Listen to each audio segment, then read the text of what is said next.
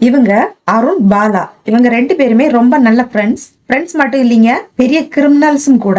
ஒரு நாள் ஒரு ஆன்டிக் எக்ஸிபிஷன் நடக்கிற இடத்துல பெரிய கொள்ளை நடக்குதுங்க. ஆனா அங்க எந்த எவிடன்ஸுமே கிடைக்கல. கொள்ளை நடந்திருக்குன்னு தான் போலீஸுக்கு தெரியுமே தவிர அதை யாரு பண்ணுனா அப்படின்றது போலீஸுக்கு தெரியல. இப்ப போலீஸ் சந்தேகத்தின் பேர்ல அருணையும் பாலாவையும் அரெஸ்ட் பண்ணிடுறாங்க. இப்ப போலீஸுக்கு சந்தேகம் தானே தவிர இந்த குற்றத்தை இவங்க தான் உறுதியா பண்ணுனாங்க அப்படிங்கிற எந்த ஆதாரமும் இவங்கள்ட்ட இல்ல. Hi, welcome to profession careers. நான் டாக்டர் ஷம்மி. இன்னைக்கு வீடியோல பிரிசனர்ஸ் டயலமா அப்படின்னா என்ன அப்படின்றத பார்க்க போறோம். இந்த அறிவார்ந்த மனிதர்கள் தங்களுக்கு பெஸ்ட் எது அப்படின்னு யோசிச்சு சுயநலத்தோட எடுக்கிற சில முடிவுகள் கடைசியில சம்பந்தப்பட்ட எல்லோருக்கும் எப்படி ஒரு மிகப்பெரிய இழப்பை ஏற்படுத்துது அப்படிங்கிறது தாங்க இந்த பிரிசனர்ஸ் டயலமாவோட மைய கருத்து. இதோட ஹிஸ்டாரிக் பேக்ரவுண்ட் பாத்தீங்கன்னா 1950ஸ்ல கோல்டு வார் உச்சத்துல இருந்த காலகட்டத்துல, அதாவது அமெரிக்காவுக்கும் சோவியத் யூனியனுக்கும் இடையிலான பதற்றமான நேரம் அது. அமெரிக்காவும் சோவியத் யூனியனும் எப்ப வேணாலும் அணு ஆயுத போற தொடங்கலாம் அப்படிங்கிற ஒரு பயங்கரமான பதட்டம் நிலவிய நேரம் அது. அமெரிக்காவோட ராண்ட் கார்பரேஷன் அப்படிங்கிற நிறுவனத்துல மெரில் ஃபிளட் அப்புறம் மெல்வின் ட்ரெஷர் அப்படிங்கிற ரெண்டு மேத்தமெட்டிஷியன்ஸ் ஒரு மிலிட்டரி ஸ்ட்ராட்டஜியை உருவாக்குறாங்க. இத கொஞ்ச நாள் கழிஞ்சு ஆல்பர்ட் டக்கர் அப்படிங்கிறவர் தான் ஒரு சுவாரஸ்யமான கைதிகள் கதையோட விளக்கினாரு. இன்னைக்கு மாடர்ன் எக்கனாமிக்ஸ் அப்புறம் ஸ்ட்ராட்டஜிக் அனாலிசிஸ்க்கு இதுதான் முக்கியமான அடித்தளமா இருக்குது. இப்போ போலீஸ் கிட்ட எந்த ஆதாரமும் இல்ல அப்படின்றத பார்த்தோம். ஆனா அருண் பாலா ரெண்டு பேர்கிட்டையும் சட்டத்துக்கு விரோதமா வெப்பன்ஸ் வச்சிருந்தாங்க அப்படிங்கிற ஒரு சின்ன குற்றத்துக்கான ஆதாரம் மட்டும்தான் இருந்துச்சு. இத வச்சு ரெண்டு பேருக்கும் தலா 1 வருடம் மட்டுமே சிறை தண்டனை வாங்கி கொடுக்க முடியும். அதனால போலீஸ் ஒரு தந்திரம் பண்றாங்க. அருண் பாலா ரெண்டு பேரையும் காவல் நிலையத்தோட 2 அறைகளில தனித்தனியா அடைக்கிறாங்க. 2 பேராலையும் ஒருவரோட ஒருவர் எந்த வகையிலும் தொடர்பு கொள்ள முடியாது. கண்ணசைவா கூட பேசிக்க முடியாது. இப்போ போலீஸ் 2 பேருக்கிட்டையும் தனித்தனியா ஒரு ஆஃபர் கொடுக்கறாங்க. இந்த ஆஃபரோட ரூல்ஸ் கவனமா கேளுங்க. ரூல் நம்பர் 1, நீங்க 2 பேரும் அமைதியா இருந்தா உங்க 2 பேருக்கும் தலா 1 வருடம் மட்டுமே சிறை. இந்த முதல் நிபந்தனை 2 பேருக்குமே சாதகமானது. ஆனா போலீஸ் வலையை விரிப்பது அடுத்த ரூல்ல தானே. ரூல் நம்பர் 2, ஒருவேளை அருண் தன் நண்பன் பாலாவை காட்டி கொடுத்துட்டு பாலா மட்டும் தன் நண்பனை காட்டி கொடுக்காம அமைதியா இருந்தா அருண் அப்ரூவரா மாறி உடனடியா விடுவிக்கப்படுவான். அதாவது அருணுக்கு சிறை தண்டனையே இல்ல. அமைதியா இருந்து ஏமாந்த பாலாவுக்கு 10 வருடம் கடுமையான சிறை தண்டனை. இதே ரூல் பாலாவுக்கும் பொருந்தும். ரூல் நம்பர் 3, ஒருவேளை 2 பேரும் ஒருவரை ஒருவர் காட்டி கொடுத்துட்டா 2 பேருக்கும் தலா 5 வருடம் சிறை தண்டனை.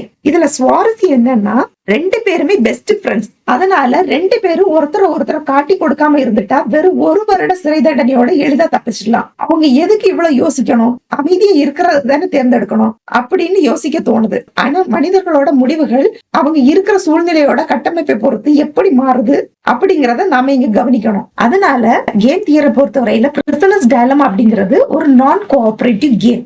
இதுல முக்கியமான பிரச்சனை என்னன்னா அவங்களால பேசிக்க முடியாது. அதை விட முக்கியம், தங்களுக்குள்ள எந்த வித ஒப்பந்தமும் செஞ்சுக்க முடியாது. ஒருவேளை அவங்க கொள்ளையடிக்கிறதுக்கு முன்னாடியே நாம போலீஸ்ல மாட்டினா யாரும் வாயை திறக்க கூடாது அப்படின்னு சத்தியம் செஞ்சிருந்தாலும் அந்த விசாரணை அறையில அந்த சத்தியத்தை மீறுவது எந்த தடையும் இல்ல.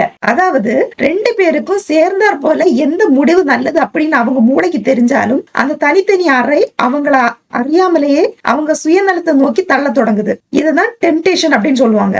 இப்ப இந்த தனி அறையில இருக்கும்போது ஒரு மனிதனோட சைக்காலஜியை கொஞ்சம் அனலைஸ் பண்ணி பார்த்தோம்னா 1 வருட தண்டனை 5 வருட தண்டனை அப்படிங்கறத தாண்டி ஒரு மிகப்பெரிய பயம் இருக்கும். அதுதான் நாம முட்டாளாகி விடுவோமோ அல்லது ஏமாளியாகி விடுவோமோ அப்படிங்கிற ஒரு பயம். அருணோட கோணத்துல இருந்து யோசிச்சு மேத்தமெட்டிக்கல் ரேங்கிங்ல இப்ப நீங்க பாத்தீங்கன்னா இப்போ இத 4ஆ பிரிக்கலாம். ஒண்ணு நீங்க காட்டி கொடுத்து தப்பிக்கிறது, அல்லது 1 வருட சிறை, இல்லது 5 வருட சிறை, இல்லது 10 வருட சிறை. இப்ப நம்ம இதுல எதை நம்ம சூஸ் பண்ணுவோம்? நாம காட்டி கொடுத்து வெளியே போறதுதான் நம்ம யோசிப்போம். அதுக்கு நம்ம என்ன பண்றோம்னா ஃபர்ஸ்ட் ப்ரிஃபரன்ஸ் கொடுக்குறோம். 1 இயர் ஜெயில் அப்படின்னா செகண்ட் ப்ரிஃபரன்ஸ் நம்ம கொடுக்குறோம். 5 இயர்ஸ் ஜெயிலுன்னா தேர்ட் ப்ரிஃபரன்ஸ் நம்ம அதுக்கு கொடுக்குறோம். 10 இயர்ஸ் ஜெயிலுன்னா ஃபோர்த் ப்ரிஃபரன்ஸ் நம்ம கொடுக்குறோம். இதான் நம்ம என்ன சொல்றோம்னா யூட்டிலிட்டி வேல்யூ இல்லது ப்ரிஃபரன்ஸ் ஸ்கோர்ஸ் அப்படின்னு நம்ம சொல்றோம். இப்போ இதோட ஸ்கோர் பாத்தீங்கன்னா இப்போ நம்ம ஃப்ரீயா நம்ம வெளியே போயிடலாம் அப்படிங்கும் போது நம்ம என்ன பண்ணலாம்னா அதுக்கு 5 மதிப்பெண்கள் நம்ம கொடுக்கலாம். இதோட சிம்பிள் தான் T, அதாவது டெம்டேஷன். இப்போ 1 வருஷம் நமக்கு ஜெயிலுன்னா நமக்கு அதுக்கு 3 மதிப்பெண்கள் கொடுக்கலாம். அதுதான் 6, அதாவது ரிவார்டு. ரிவார்டு அப்படிங்கும் போது கோஆபரேஷன். ரெண்டு பேரும் ஒருத்தரை நம்பி அமைதியா இருந்து குறைஞ்சபட்சம் 1 வருட தண்டனை அப்படின்றது. நெக்ஸ்ட் பாத்தீங்கன்னா பி அப்படின்னா பனிஷ்மெண்ட் அல்லது தண்டனை. ரெண்டு பேரும் ஒருத்தரை காட்டி கொடுத்துட்டு தலா 5 வருடம் சிறைக்கு செல்வது. இதனால இதுக்கு ஒரு ஸ்கோர் நம்ம கொடுத்திருக்கோம். நெக்ஸ்ட் பாத்தீங்கன்னா எஸ்னா சக்ரஸ் பே ஆஃப், அதாவது ஏமாளியின் பலன். தான் மட்டும் நண்பனை நம்பி அமைதியா இருந்து நண்பனை காட்டி கொடுத்தா தான் மட்டும் 10 வருட சிறைக்கு செல்வது. இதுதான் இருப்பதிலே ரொம்ப மிகவும் மோசமான முடிவு. அதனால இதுக்கு 0 புள்ளிகள். இப்ப இத புரிஞ்சுக்க அருணோட கோணத்துல இருந்து யோசிச்சா அருணுக்கு இப்ப இருக்கிறது 2 பாசிபிலிட்டிஸ் தான். ஒண்ணு பாலா அமைதியா இருக்கணும், அல்லது பாலா அருணை காட்டி கொடுக்கணும். ஒருவேளை பாலா துரோகம் செய்யாம அமைதியா இருந்தா அப்படின்னு அருண் நம்புறதா வச்சுக்குவோம். இப்போ அருணுக்கு 2 வாய்ப்புகள் தான் இருக்குது. அருண் அமைதியா இருந்தா அவனுக்கு 1 வருட சிறை.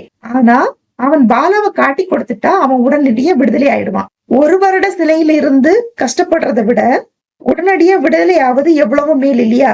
ஆக பாலா அமைதியா இருப்பான்னு அப்படின்னு உறுதியா தெரிஞ்சா கூட காட்டி கொடுப்பதுதான் அருணுக்கு மிக சிறந்த முடிவா தெரியுது. இப்போ அருணோட மூளையில நெக்ஸ்ட் பாசிபிலிட்டிய திங்க் பண்ண ஆரம்பிக்கிறான். ஒருவேளை பாலா என்னை காட்டி கொடுத்தா நான் என்ன செய்வது? ஒருவேளை பாலா என்னை காட்டி கொடுத்துட்டு நான் மட்டும் நண்பன் அப்படிங்கிற விசுவாசத்துல அமைதியா இருந்தா எனக்கு 10 வருட சிறை, என் ஒட்டுமொத்த வாழ்க்கையும் அழிஞ்சிரும். ஆனா பாலா என்னை காட்டி கொடுக்கும் பட்சத்துல நானும் அவனை காட்டி கொடுத்தா 2 பேரும் 5 வருட சிறை. ஏன்னா 10 வருடத்துக்கு 5 வருடத்துக்கு வித்தியாசம் இருக்குல்ல.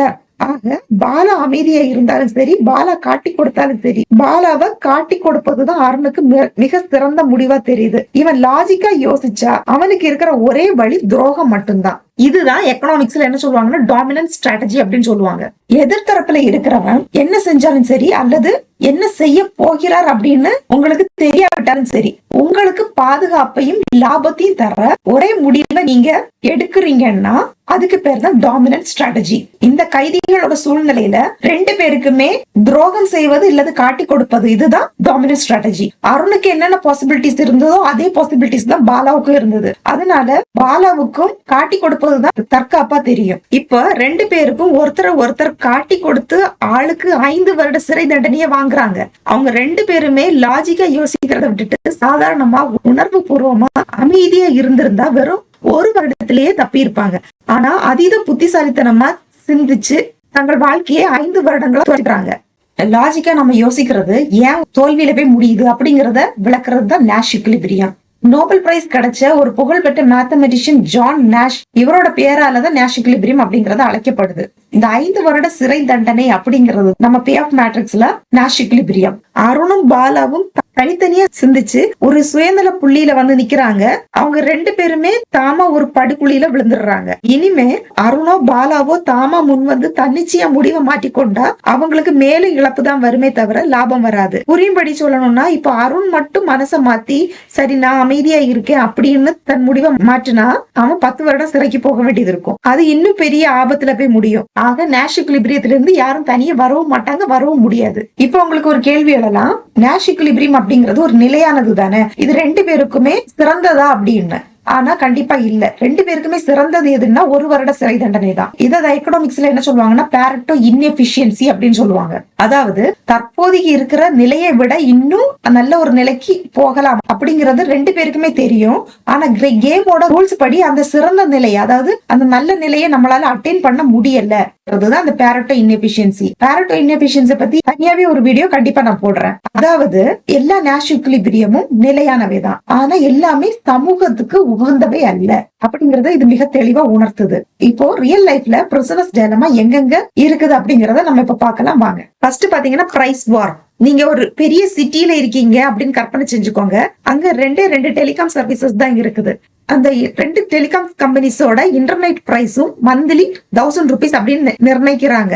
அவங்க தங்களுக்குள்ள ஒத்துழைச்சிருந்தா 2 நிறுவனமும் கோடி கணக்குல லாபம் பார்த்திருக்கலாம். ஆனா டெலிகாம் ஏ கம்பெனியோட சிஓ தன்னுடைய அறையில இருந்து அருண் யோசிச்சது போலவே யோசிப்பார். எப்படின்னா நம்ம சர்வீஸ 800 ரூபாய்க்கா கொடுத்தா டெலிகாம் பி கம்பெனியோட கஸ்டமர்ஸ நம்ம பக்கம் ஈர்த்திடலாமே அப்படின்னு. அப்போ ஒட்டுமொத்த மார்க்கெட்டையும் கேப்சர் பண்ணிடலாமே, விலையை குறைப்பதுதான் டெலிகாம் ஏ கம்பெனி சிஓட டாமினன்ட் ஸ்ட்ராட்டஜி. இதே பயத்தோட தான் டெலிகாம் பி கம்பெனியோட சிஓவும் இருப்பார். டெலிகாம் ஏ கம்பெனி சிஓ விலையை குறைக்கிறதுக்கு முன்னாடி நான் 700 ரூபாய விலையை குறைக்கணும் அப்படின்னு நினைப்பாரு. இப்படி 2 கம்பெனியும் பிரைஸ் வார் பண்ணி தங்கள் இன்டர்நெட் சர்வீஸ 300 ரூபாய்க்கு வழங்கி கடைசியில தங்கள் லாபத்தை மொத்தமா இழந்து நிற்பாங்க. இதே மாதிரிதான் அட்வர்டைஸ்மெண்ட்டும். 2 நிறுவனங்கள் விளம்பரம் செய்யாமல் இருந்தால் அவங்களுக்கு பல கோடி ரூபாய் மிச்சம். ஆப்போசிட் கம்பெனி அட்வர்டைஸ்மெண்ட் பண்ணி மார்க்கெட்டை கேப்சர் பண்ணிடுவாங்க அப்படின்னு போட்டி போட்டு கோடி கணக்குல செலவு செஞ்சு அட்வர்டைஸ்மெண்ட் பண்ணுவாங்க. ஆனா கடைசியில பார்த்தா கஸ்டமர்ஸோட எண்ணிக்கை மாறவே மாறாது. 2 பேருக்கும்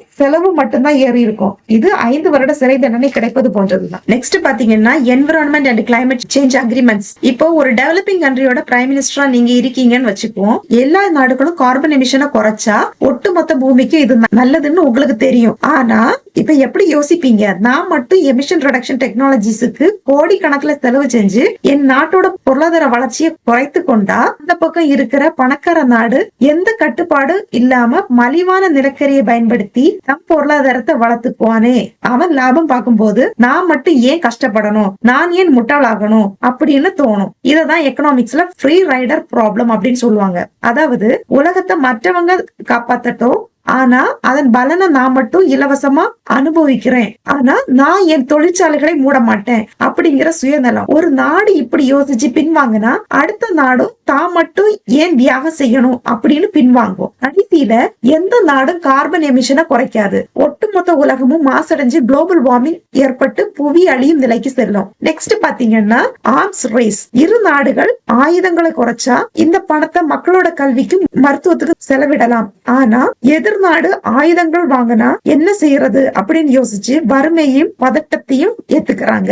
இப்ப இந்த நாடுகளை விடுங்க, நாம அன்றாட சந்திக்கிற ஒரு எக்ஸாம்பிள் என்னன்னா, நாம் பலரும் நேர்மையா ஏன் வரி கட்ட தயங்குறோம். ஏன்னா நான் மட்டும் என் உழைப்பெல்லாம் வரியா கட்டிட்டு பக்கத்து வீட்டுக்காரனும் கோடீஸ்வரனும் எந்த வரியும் கட்டாம தப்பித்து கொண்டா என் பணம் வீணாயிருமே அப்படிங்கிற அதே பயம்தான். நான் மட்டும் டாக்ஸ் பே பண்ணாம தப்பிக்கணும், ஆனா மற்றவங்க கட்டுற டாக்ஸ் மூலமா போடப்படும் ரோட்லயும் தெருவிளக்கிலையும் நான் பயணம் செய்யணும் அப்படிங்கிற மனநிலை நம்மள பல பேருக்கு இருக்குது. இப்படி எல்லாரும் நினைச்சா கடைசியில யாருக்கு சாலை வசதி இருக்கா? ஏன் அரசாங்கமே செயல்பட முடியாது. இப்ப உங்களுக்கு பிரிசனர்ஸ் டைலமா அப்படின்னா என்ன, டாமினன்ட் ஸ்ட்ராட்டஜினா என்ன, நான் கோஆபரேட்டிவ் கேம்னா என்ன, நேஷ் இக்விலிபிரியம் அப்படின்னா என்ன அப்படிங்கறது உங்களுக்கு இப்ப நல்லா புரிஞ்சிருக்கும் நான் நினைக்கிறேன். இனிமே நெக்ஸ்ட் ஒரு இன்ட்ரெஸ்டிங்கான எக்கனாமிக் கான்செப்டோட நெக்ஸ்ட் வீடியோல நம்ம பார்க்கலாம். Bye by.